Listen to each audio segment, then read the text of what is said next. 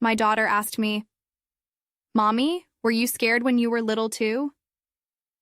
Her innocent question unlocked a part of me I had buried for years.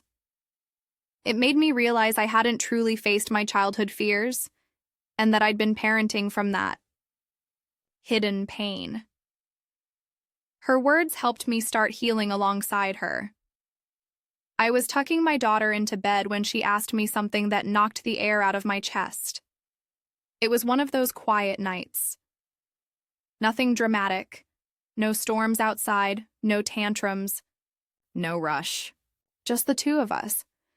Her little arms wrapped around her stuffed bunny, her hair still damp from the bath, the soft glow of the nightlight bouncing off the walls. I thought we were winding down. I thought it was the end of the day. But instead, something began. She looked up at me, her eyes wide and sleepy, and asked, "Mommy, were you scared when you were little too?" That one sentence. 8 words. That's all it took. At first, I didn't respond. I just blinked, smiled nervously, brushed her hair behind her ear, and kissed her forehead like I always do. I told her, "Let's talk about it in the morning, sweetheart." But the truth is, I couldn't answer her. Not right away. Because what she asked, it unlocked something I had sealed shut for years. I didn't expect a question like that. Not from someone so small, and certainly not on such a quiet night. But that's the thing about being a mom. Just when you think you're the one doing the teaching, they ask something that makes you realize you've still got your own growing to do. I didn't sleep much that night. I lay in bed thinking about her question, over and over. And I realized something I didn't want to admit out loud. I had spent my whole life trying to forget my childhood. And in one simple question, my daughter handed it back to me. That night had started like so many others. I had just finished cleaning up the dinner dishes while she was in the tub, splashing around and pretending her rubber duck was a sea captain. I could hear her little giggles echoing down the hallway, sweet and high and full of life. When I walked in with her towel, she looked up at me and shouted, "Look, Mommy! The duck made it to the island!" She was so proud of herself for lining up all the shampoo bottles like mountains. I smiled, knelt beside the tub, and played along, even though I was tired.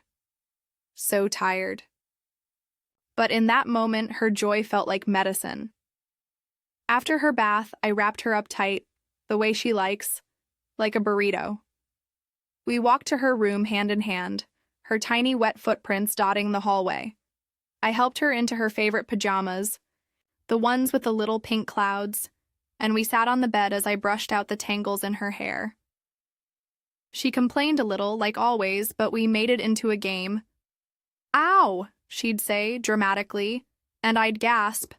"The brush has betrayed us," it always made her laugh. Then we picked out a book. She chose the same one she always chooses. The story about the brave bunny who gets lost in the forest but finds his way home because he listens to his heart. We've read it so many times I could recite it in my sleep, but she never seems to get tired of it. As I read, she curled up next to me, warm and soft, her little fingers tracing the pictures on the page. And in that moment, I felt okay. More than okay, really. I felt proud. Like I was giving her the childhood I had once only dreamed of. There were no shouting matches in our house, no slammed doors, no dark corners to hide in, just light, softness, and safety. I had worked so hard for that. Therapy, boundaries, self-help, books, nights crying into my pillow when she was too young to understand what was wrong with Mommy. But lately, I had started to believe I'd made it through. That I was on the other side of the pain. That I was whole. I thought love had erased what came before. I thought building something new meant the old couldn't reach me anymore. I was wrong. Because even in the safest home, even in the gentlest moment, a child's voice can still reach the places we've hidden from, and she was about to take me there. After I finished reading, I closed the book and kissed her forehead. She smelled like soap and vanilla lotion, and her hair was still damp against the pillow. The nightlight cast little stars across the ceiling, her favorite setting. I tucked her bunny into her arms and started to stand up, thinking that the day was done, that everything was okay. And then she asked it, "Mommy, were you scared when you were little too?" I froze, just like that. Everything in my body stopped moving. My breath caught in my throat, my chest tightened. I don't even know what expression I had on my face. I just stared at her, like maybe I misunderstood what she said, but she just looked up at me with those same wide eyes. No fear, no hesitation, just curiosity. Pure, honest curiosity. I almost told her, "Let's talk about it tomorrow." I almost brushed it off like a stray thought, but something about her tone, the softness, the honesty, I couldn't ignore. And so I sat back down on the edge of her bed and asked as calmly as I could, "Why do you ask that, sweetheart?" She shrugged a little and hugged her bunny closer. "I don't know," she said quietly. "Sometimes I get scared at night. But then I think of you, and I feel better. And then I wondered, who made you feel better when you were little?" That was it. That was the moment she unknowingly cracked me wide open. I wanted to answer her, I really did, but I couldn't find the words, because the truth was, I didn't have anyone like that. I didn't have a person who made me feel safe. I didn't have soft nightlights or bunny hugs or bedtime stories. I didn't have a mommy like me. But how do you tell a child that? How do you explain that you learned to comfort yourself because no one else would? I looked at her tiny face, the way her lashes curled, the way her fingers clutched that stuffed animal like it was her anchor. And I couldn't do it. I couldn't tell her. Not yet, so I just said, "That's a really good question. Can I think about it and tell you tomorrow?" She smiled and nodded. "Okay," she said. "Good night, Mommy." I kissed her again, turned off the lamp, and walked out of the room like a ghost. And right then, in that soft little voice, she reached into a part of me I had locked away for decades. That night, after my daughter asked me that question, I couldn't sleep. I lay in bed with my eyes wide open, staring into the darkness. My husband was asleep beside me, breathing softly, completely unaware that I was unraveling in silence. My mind wouldn't stop spinning. And slowly it began to drift, back to places I had buried for years. My childhood home. It wasn't a home, really. More like a place where I existed. I don't remember much laughter. I don't remember warmth. I remember walking on eggshells, even before I knew what that meant. There was always a kind of tension in the air. A quiet kind. Not loud, not messy, not at first glance. But underneath, it was like the floor was always waiting to crack open beneath me. My parents weren't monsters. That's the confusing part. They fed me, clothed me, sent me to school. But it always felt like I was more of a responsibility than a child. Like love was something I had to earn, and even then, it came in short supply. My mother was distant. Cold even when she smiled. She was tired all the time. Tired of me, tired of herself, tired of life. I remember trying so hard to please her, keeping quiet, getting good grades, helping with chores without being asked. And still, she always seemed irritated. Like I was always one wrong word away from making her snap. My father, he wasn't cruel, but he was never really there. Even when he was in the room, he wasn't with us. He'd stare at the TV or disappear into the garage or bury himself in work.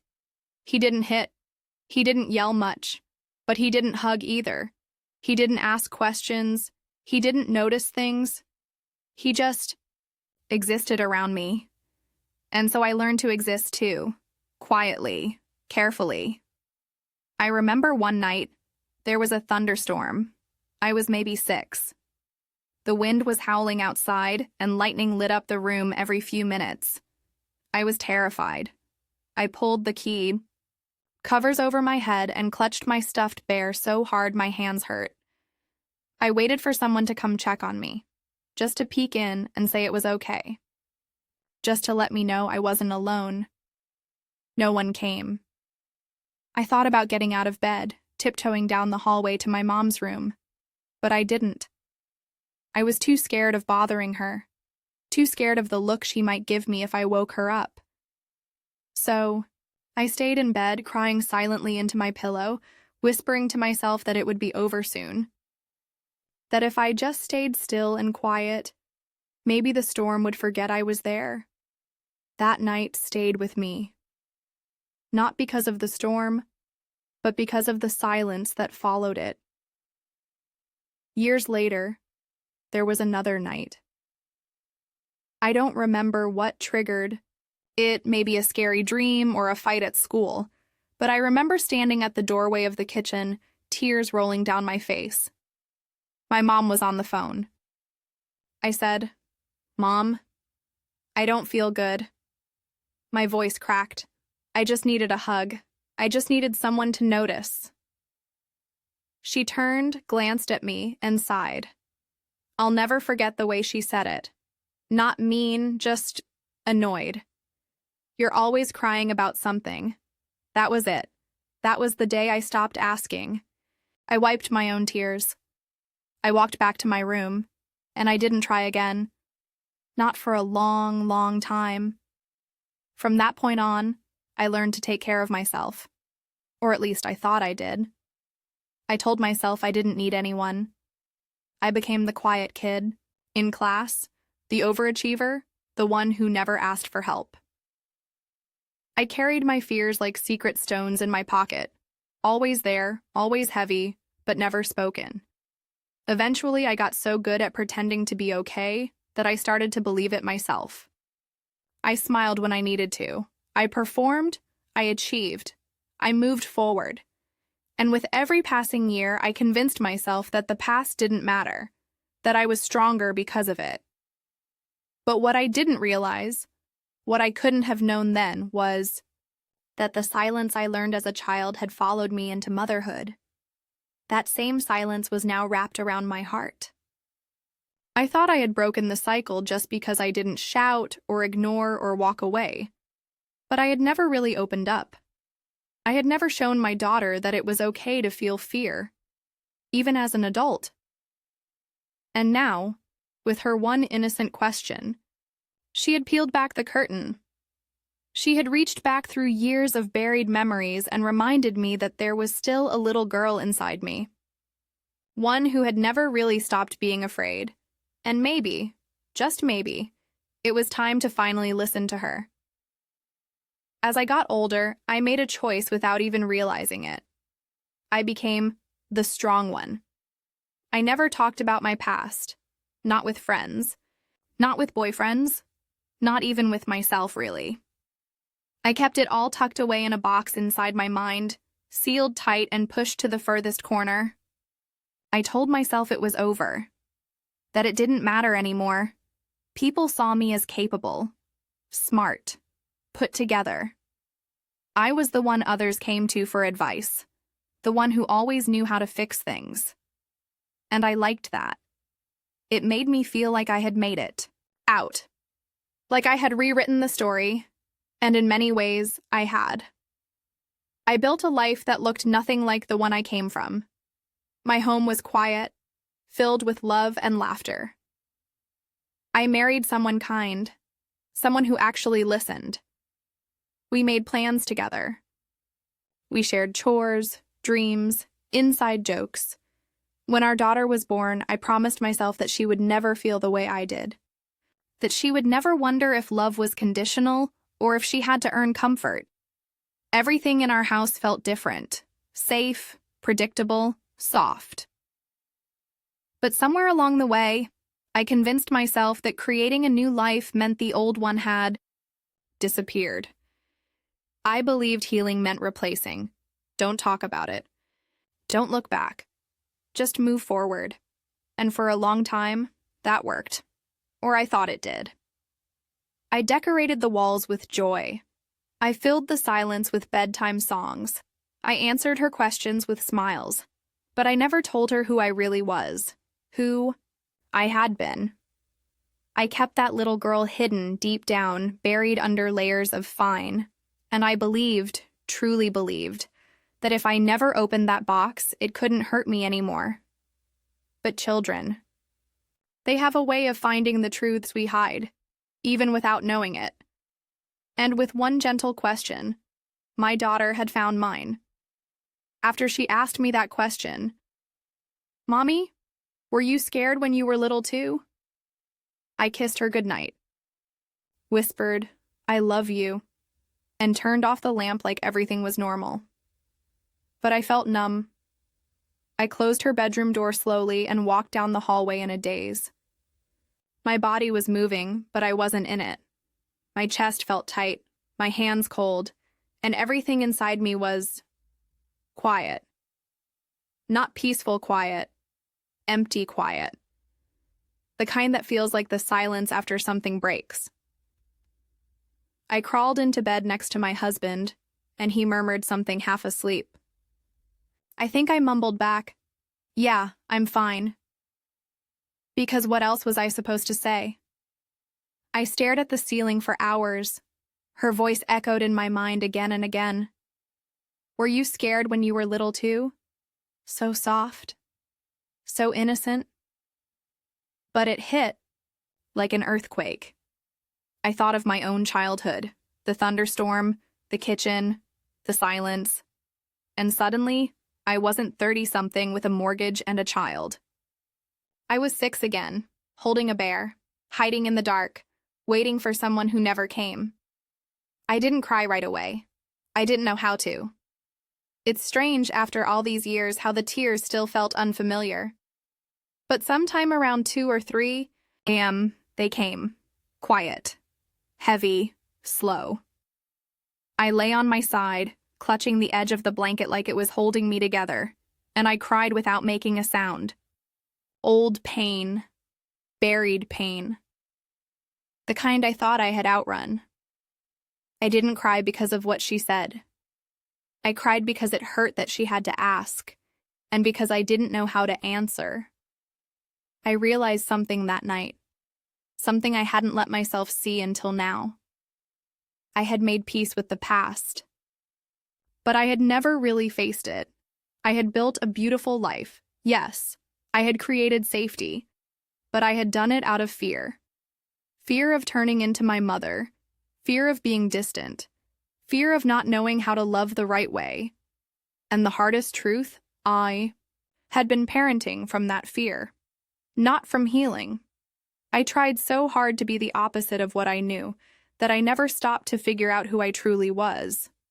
I was checking off boxes, kind voice, warm hugs, bedtime stories, but deep down, I was still scared.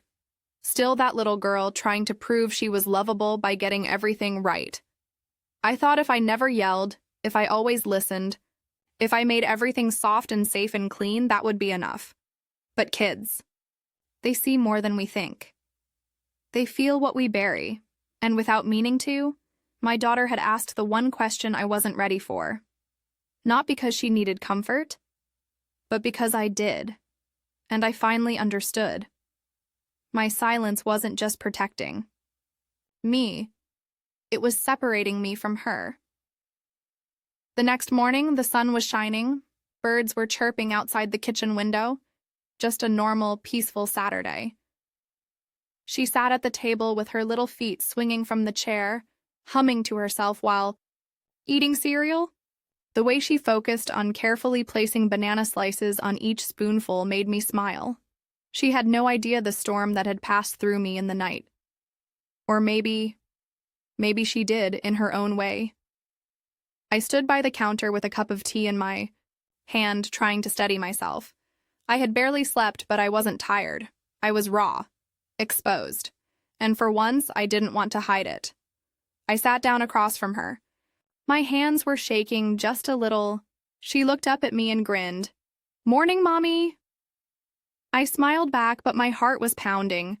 I had practiced the words in my head all night, rehearsed them like a speech. But now that I was here, looking at her, my sweet, curious, soft-hearted girl, I knew I couldn't deliver a speech. I could only speak the truth. So I took a breath and said softly, "Hey, remember what you asked me last night?" She nodded, a little piece of banana stuck to her cheek. "About if you were scared when you were little?" "Yeah." "That," I said. I reached across the table and gently took her hand. "I want to tell you something, okay?" She stopped, chewing, and looked at me, eyes wide, listening. "I was scared," I said. "A lot. When I was little, I got scared at night, and during the day too sometimes. But no one really helped me. No one talked to me about it. So I tried to stop needing help. I told myself that being strong meant being quiet, not crying, not asking." I looked down, swallowing the lump in my throat. I think that's why I try so hard to be strong now. Because somewhere deep down, I'm still scared. And I don't want to be the kind of grown-up I had when I was little. There was a long pause. And then, without missing a beat, she said something that stopped me cold. "It's okay to be scared, Mommy. I'll help you." I looked up at her, stunned. She didn't say it like a joke. She didn't giggle or look confused. She said it the same way I've said it to her 100 times. Calm, steady, and true. And that's when it happened. Something inside me broke open. Not in a bad way. In a way that felt like something frozen finally melting. I covered my mouth with my hand as the tears came, harder than they had in years. Not quiet tears, not hidden. I cried. Fully. In front of her. My daughter put her spoon down, climbed out of her chair, and walked around the table to me. She wrapped her little arms around my neck and just held me. No questions, no fear, just love. And I let her. I let her see me. Not the strong one, not the fixed one. Just me. And she didn't run away. She didn't back away. She held on even tighter. That moment, it was the first time I truly understood what healing might look like.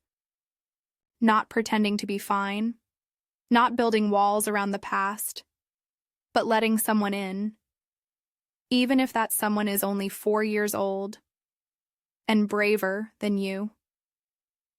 That morning changed something in me, not in a loud, dramatic way, but like a door quietly opening.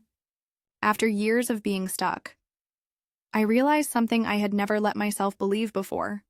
Healing isn't about hiding the pain. It's about sharing it, especially with the people who love you, especially with your child. I used to think I had to protect her from all of it, from my sadness, my fear, my past, that if I kept those things tucked away, she'd feel safer. But the truth is, pretending we're never scared doesn't make our children feel safe. Letting them know they're not alone does. So I changed. Not all at once. Not perfectly.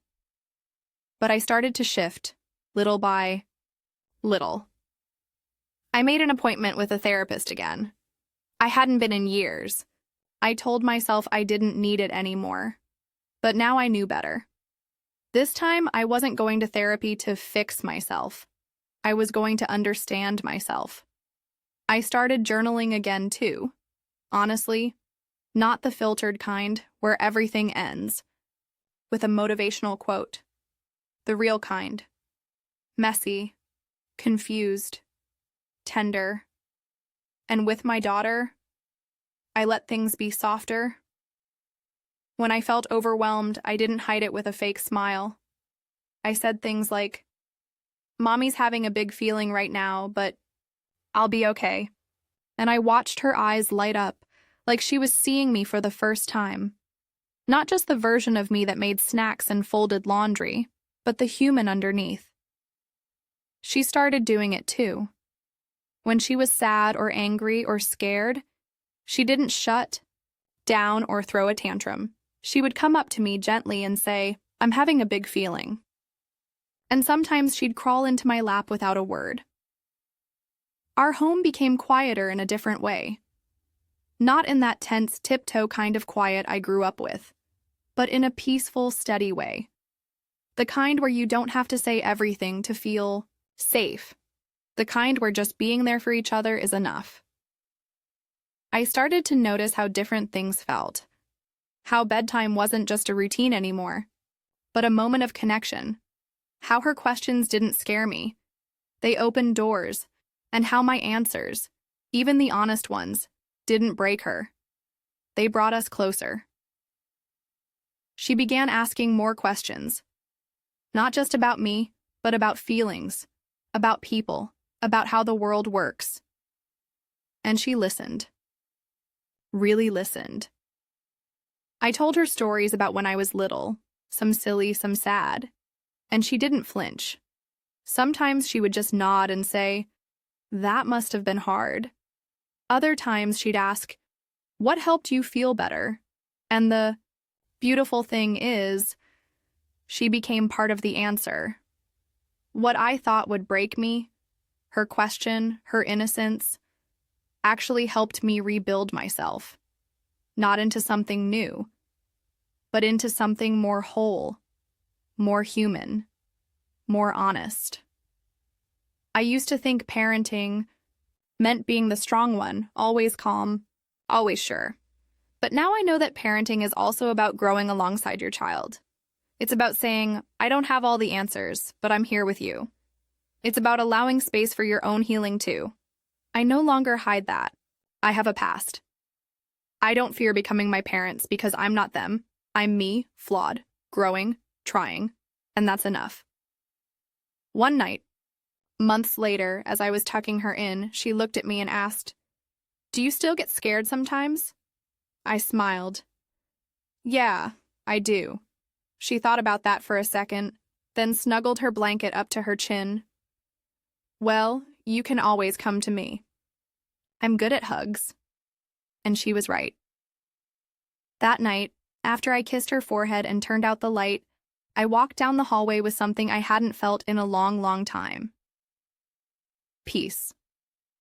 Not because everything was perfect, but because nothing was hiding anymore. If you're still here, thank you.